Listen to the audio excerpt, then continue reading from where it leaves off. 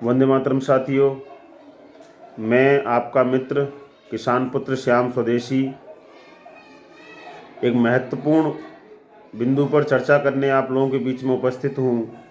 सभी भाइयों से मेरा विनम्र निवेदन है कि मेरी वीडियो को लगातार शेयर करते चलें ताकि ये बातें दूर तक जाएं। साथियों, कुछ अंधभक्तों को ये दिखाई देता है, ये उनके दिमाग में भर गया है, भूसा भर गया है कि ये सरकार हमारी है, ये नेता हमारे हैं। मैं उनकी आंखों से चश्मा उतारने का प्रयास कर रहा हूं।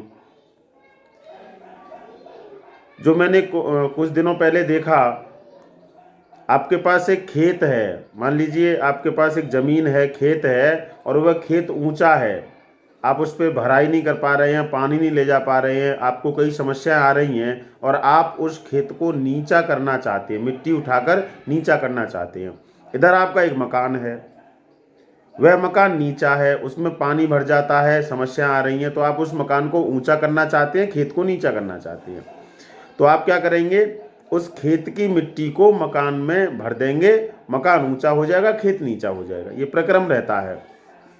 लेकिन इस सरकार ने, जिसको ये अंधभक्त अपनी सरकार कहते हैं, इसने क्या सिस्टम बनाया है कि आप अपनी खेत की मिट्टी को उठाकर अपने मकान में नहीं डाल सकते। उसके लिए आपको डीएम या एसडीएम के यहाँ से परमिशन लेनी पड़ेगी, आज्ञा लेनी पड़ेगी।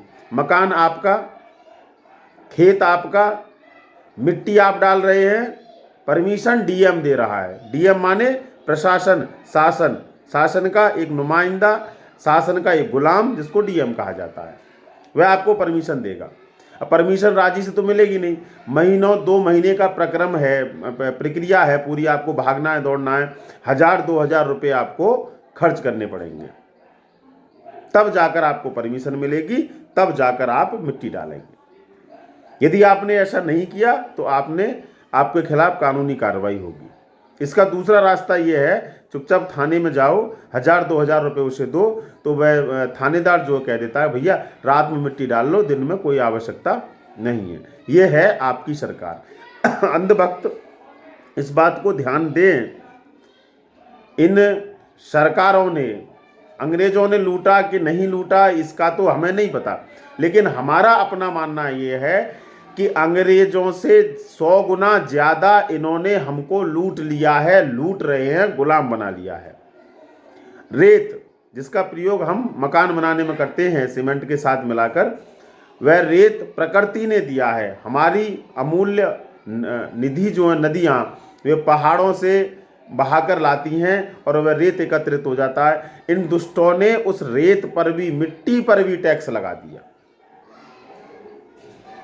बंधुओं, मैं ये बात इसलिए बता रहा हूं कि जिस वैक्सीनेशन का हम लगातार विरोध कर रहे हैं, जिस षड्यंत्र का हम लगातार विरोध कर रहे हैं,